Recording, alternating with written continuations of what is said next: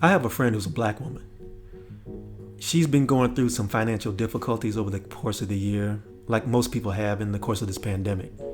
She's been talking to me about some of the issues she's had to deal with as far as like having her back against the wall financially and also, trying to figure out how to make ends meet and take care of her situation and finances.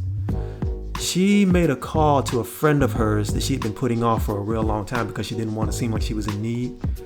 And she told her that she needed a job. She got a job within 2 days. I think that's a beautiful thing. And I think that's something that we can all learn from. I think it's something that black men could learn from each other too, if we had the opportunity and we weren't shut out.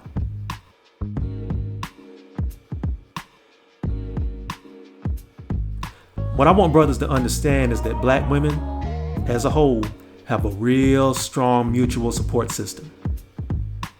Stronger than ours.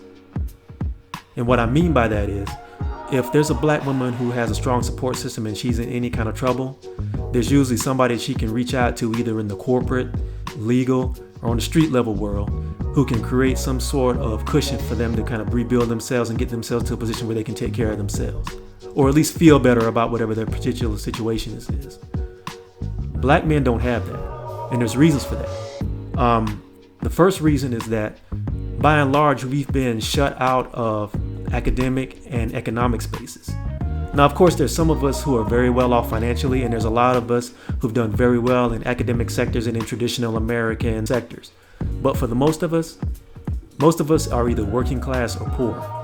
And we're so busy trying to figure out how we can make ends meet for ourselves and trying to scratch and survive to avoid getting into any kind of situation that we don't really have time to build with them ourselves.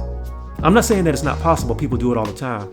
I'm just saying that we don't have those support systems and we don't have those structures in place as a rule to help us to get out of a situation that we're in. We may not know where to turn to even if we get into a situation. Some of it's pride, some of it's ego, but a lot of it is because there's systemic things in place that keep black males from creating infrastructure and also creating networks that we can feed ourselves with. Black women don't really have it like that.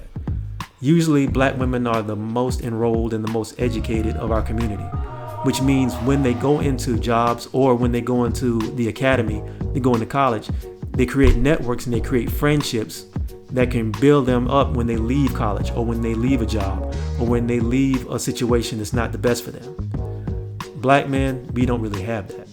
In my opinion, the way that can happen is that black men who are successful, black men who have ideas, black men who see ways to and care about black men need to start going back and reaching out for black men who they see potential in or trying to go back and mentor black men. It's not enough for us anymore to just get a job, get a check, and then get as far away from our people as we can.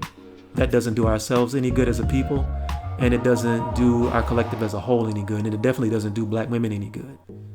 I also think black women should partner with black men who they feel like have potential as well. I'm not speaking about romantically. I'm just speaking about black men who they see are trying to achieve something and may be willing to partner with them.